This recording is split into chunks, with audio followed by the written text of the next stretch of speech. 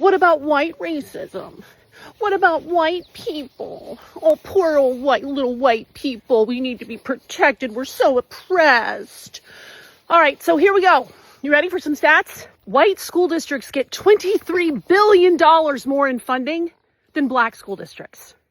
White people make 27% more in salary on average than black people. For the first 81 years that our country existed, there was 0% black representation in Congress. 0. Then, during the period of Reconstruction from 1870 to 1901, we actually had 22 black members of Congress and about 1,500 black people that held local and national offices. But Jim Crow didn't like that. So during the Jim Crow era of 1901 to 1929, what happened? We went back to 0% representation. Then in 1975, we had gradually increased to the whopping number of 17 black people in government offices.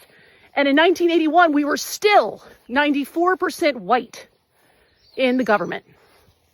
However, by 2025, that ratio had increased to 12.5% black representatives in government.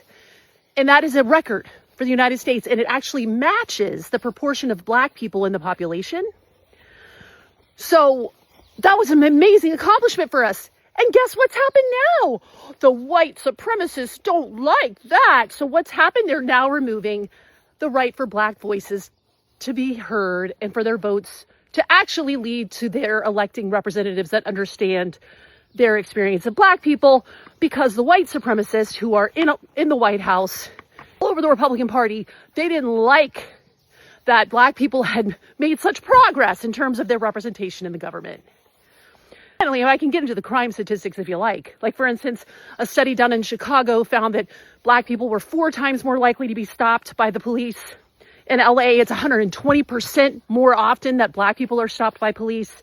In New York City, 90% of all traffic stops involve people of color.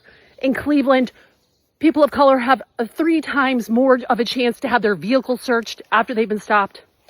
So yeah, tell me how disenfranchised white people are again. You're just lying. Well, you could actually do your own goddamn research. So just saying you're lying or these aren't real isn't a response. That's just what an uneducated, stupid person says. It's very easy to do research right now, to find this information out your damn self. So before you even make those comments, try putting forth a modicum of effort to identify if maybe you might be wrong.